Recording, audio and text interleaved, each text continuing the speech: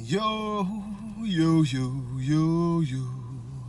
What's going on, Terrell? Hall of Fame, D-Line, TBKC, and all that other good shit. Hey, I'm representing, man. It says best blood donor, but who could do it better? Man, if y'all, if you had the opportunity to donate blood, man, you'll never know who's gonna need what. You might need a damn donation one day, and you got some good stuff going through your veins. Plus, it's good for you, give you a chance to rebuild some new cells and all that good shit. But check it out. This is not about donating blood. We're gonna talk about something that a lot of y'all get confused about. And I'm not saying that in an insulting way. I'm going by the questions that we get in the emails and stuff. When it comes to the big ongoing question of how did we get this and how did we get that of the American Bully, and if I have a dog that I want to breed but has some flaws, some issues, what's the best way to go about it if I'm not going to just follow the cardinal rule of no, I'm not going to breed it at all. Okay, I guess we'll start from the top. And the first thing I'm going to tell y'all is this is the real about American Bully, man. I've told y'all this a million times. The grand majority of us was not mixing bulldogs in there. That I've already went over where I think that came in at, where I've seen it come in at. But, things could have been happening along the way, so we won't totally discredit that there were some. Now, this is what I will tell you, though. Some of the defects that we say, and we always attribute to a bulldog, are not actually a bulldog. It's just bad genetics. It's just bad breeding. It's compounding genetics way too far to the point that it's almost inbreeding. A lot of people in this community consider themselves breeders, but actually don't know how to breed dogs. Because if they look at inbreeding as, okay, it's got to be the dad to the daughter or vice versa, excuse me, mother to son or whatever, and that's not the case. The case is that anytime you have a gene pool, say for instance, I start a yard and I have 3 females and I have 1 male. Well, I breed him to 3 different females, and now I'm taking the male off of one and the female off of another and breeding them and mix and match and mix and match. Now, I can only do that for so long because eventually all of the dogs that I have that I'm keeping are going to have the same genetic profile. Although their genetic profile is going to be from 3 different mothers and that father, once blended to a certain extent, it's the exact same thing.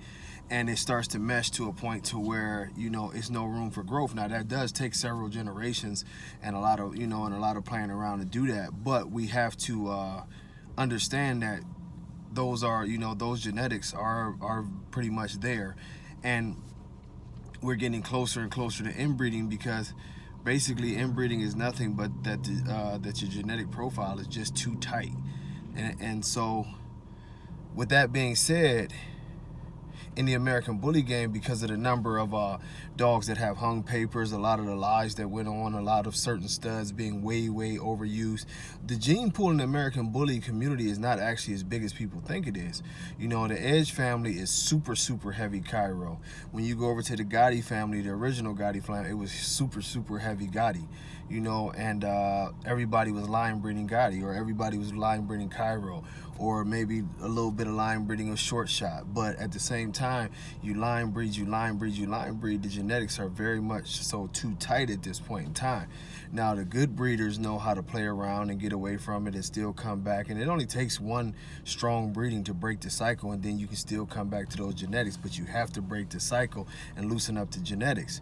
Well, what happens in this process, so we won't make this too long and drawn out, is that when you get the genetics that are being too tight, sometimes we take it, and I know the American Bully communities are, it's a bulldog in there, it's a bulldog in there. And I've explained this before. Some of the traits that we see are abnormalities in genetics, whether it's dwarfism or whether it's Down syndrome or other abnormalities.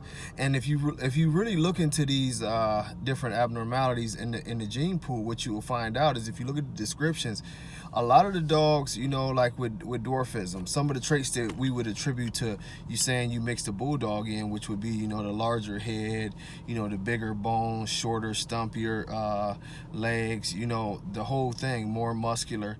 it's very much so all characteristics of dwarfism, you know, to have the tail, to have issues with the tail, all of these things. So we initially, for whatever reason, always say, oh, you had to put bulldog in there. No, you can get bulldog like results by breeding, you know, things very, very tightly. You start to see them shrink, you start to see the different abnormalities in, and you literally, you know, changing the breed just by what you're doing with the genetics, you know. And what that is a lot of times is, the way it was explained to me, is once genes get so tight, although they come out as deformities, a lot of times it's the genetics trying to change themselves and trying to mutate because of how close you're breeding them to allow them to survive. So what you might be seeing in an issue with the tail is really something correlated to possible spinal issues that, you know what I mean, we don't really know because we're not all the way scientists with this stuff, but you'll see these things. The simplest way, if you have a dog and you like the pedigree, but you say, oh man, this pedigree is sort of tight, because you're looking at up the top and the bottom, you noticing that they have very much the same dogs, and maybe your dog came out with a couple issues that you don't like. Maybe it's a bad tail, maybe it's a high rear, you know. Normally I'll say, hey man, just don't breed it. But in certain situations, yes, I do believe it's possible to be bred out, because once you ignite some new genes into there, you'll find out that those structural problems weren't exactly, you know, what we had thought they were. A lot of dogs that do have structural problems, it goes back to just being bred too tight. And you'll see, it amazes you sometimes, because you'll see a mother or a father that's not really the most, like a great structured dog, and they throw puppies that are excellent. And a lot of it is just they broke up that pattern of inbreeding, and now the true genes that they have behind them, blended with a parent of good genetics, it produces good genetic dogs. Now, is that dog totally safe? Absolutely not. You have to repeat this process. You have to stay on top of making sure that you're cleaning up these genetics, and you have to pay attention to that one litter to see if the genetics are being passed on, or if it was just a thing. If it was just a thing, then we can get by it. And we've seen that, like when I use gargoyle. A lot of gargoyles' offspring didn't have any tail issues at all. My litter was 10 puppies, and I had one dog, I think a female, that had a bad tail in that litter. All of the bites were pretty good, and you know, it was what it was. And I mean, several other litters, he didn't have it. Thing was another dog that had a bad tail, but he rarely ever threw them. So you know, it just depends on how we breed these things. But we should be advancing to try to breed away from these things. I'm just addressing, if you have something and you like, man, I really want to try it, I believe in the genetics of it, you have to go to something away from it.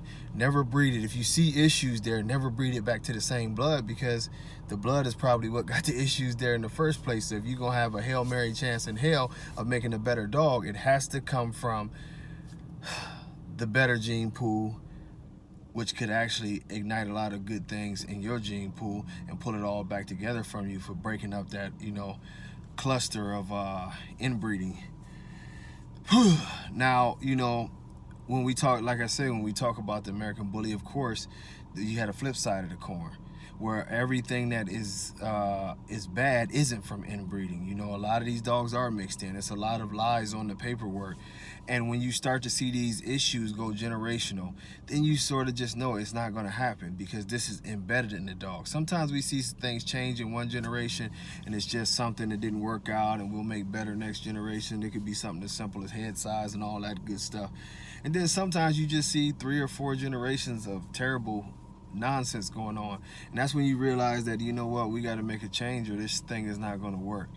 And you know, we have to be very, very, very strict about how we do this. I mean, if we were a more established breed, I would say 130% don't ever breed anything with a flaw. We just go forward. But at this point in time, I do understand what people are saying, is that a lot of things are limited, you know, so I'm trying to catch up.